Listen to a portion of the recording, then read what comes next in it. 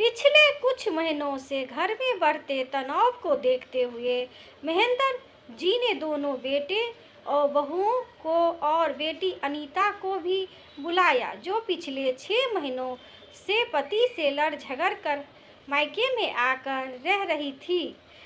अंकित बेटा, मेरे पास जो थोड़ी बहुत जमा पूंजी है उससे मैं तुम्हारी बहन के लिए एक छोटा सा घर लेना चाहता हूँ। तुम सब तो समझते ही होगे कि बेटा ऐसी हालातों में अब उसे और उसके बेटे को संभालना तो होगा ही, इसलिए तुम मुझे एक छोटा सा घर या फ्लैट ढूंढ दो बेटा। यह आप क्या कह रहे हैं पिताजी? इस उम्र में अलग रहने की बात सोचा भी कैसे सोच सकते हैं आप? अनीता और हम सब इकट्ठा ही रहेंगे। चिंता किस बात की? अंकित ने समझाया। देखो बेटा, सबकी अपनी अपनी गृहस्थी है। कुछ सोच समझकर ही यह फैसला लिया ताकि घर में सुख शांति बनी रहे। अपनी बात का महेंद्र जी ने बेटी की तरफ देखा। तुम बोलो अनीता, सही है ना?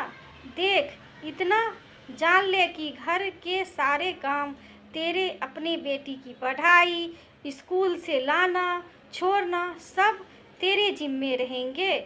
महेंद्र जी अपना पक्ष रखते हुए कहा, लेकिन पिताजी मैं अकेली कैसे करूँगी? अकेले करने की हिम्मत नहीं तो तेरे इन बूढ़े माँ बाप के शरीर में इतनी जान नहीं कि तेरे लिए भाग दौड़ करे। वाह, दोनों भाइयों तो जिम्मेवारियों से मुक्त हो गए और मुझे आपने फंसा दिया। अपना भी करो और आपको भी संभालो। अनीता सुनकर बौखला गई। मेरी जितनी भी जमा पूंजी है उसकी वारिस भी तो तुम हो, तो अब जिम्मेदारियों से क्यों घबरा रही हो बेटी? कि इस तरह दो टुक बात सुन व्यवस्थित हो गए। महेंद्र जी, माफ़ करना पिताजी, मैं आपके लिए श्रवण कुमार नहीं बन सकती। इससे अच्छा तो मैं वापस ही लौट जाऊं अपने घर। बेटी अपने घर सुखी रहे, इससे अधिक खुशी की बात क्या हो सकती है? एक पिता के लिए तुम एक अच्छी पत्नी, बहू, माँ बनकर जाओ। श्रवण कुमार बनने के लिए मेरे बेटे ही काफ़ी हैं।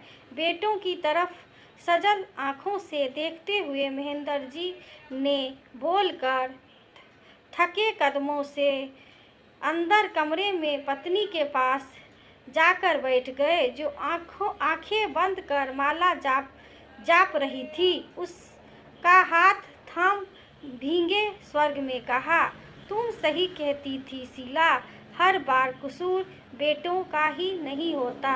दोस्तों, ये कहानी आप सभी को कैसे लगी? यदि अच्छी लगी हो तो लाइक करिएगा, सब्सक्राइब करिएगा, शेयर करिएगा और वीडियो देखने के लिए आप सभी दोस्तों का धन्यवाद। Thank you.